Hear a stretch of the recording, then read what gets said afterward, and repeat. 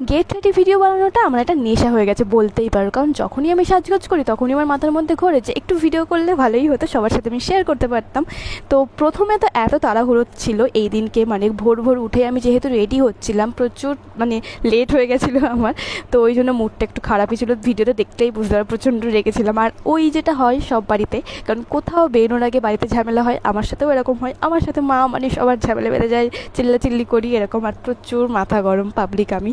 তো যাই হোক, তারপরে তো মাথা ঠান্ডা করলাম, সাজগোজে প্রায় কমপ্লিট, মা চুলটা বেঁধে দিয়েছিল। আর এই হারটা পরেছিলাম, এটা আমি গত বছর বোধহয় সরস্বতী পুজোতে পরেছিলাম, তো সেই পরেছিলাম। আর হারটা এবারে পরা হলো। আর এই হারটা পরার পরে আমি ভাবছিলাম যে গলাতে একদম টাইট করে দিলে ভালো লাগবে নাকি ঝুলিয়ে, তারপর দেখলাম ঝুলিয়ে পরলেই বোধহয় বেশি ভালো লাগছে।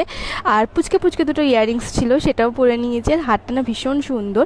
তারপর হচ্ছে একটা লিপস্টিক পরে নিয়েছিলাম মেরুন কালার, আর এই হচ্ছে একটা ব্যাঙ্গলস পরে নিয়েছিলাম। মানে এদিনকে লুকটা দেখে আমি নিজেই নিজের উপর ক্রাশ খেয়ে যাচ্ছিলাম। আমার ভীষণ ভালো লাগছিল লুকটা, বিশেষ করে আমার স্কিনটা এত গ্লো করছিল কি বলবো।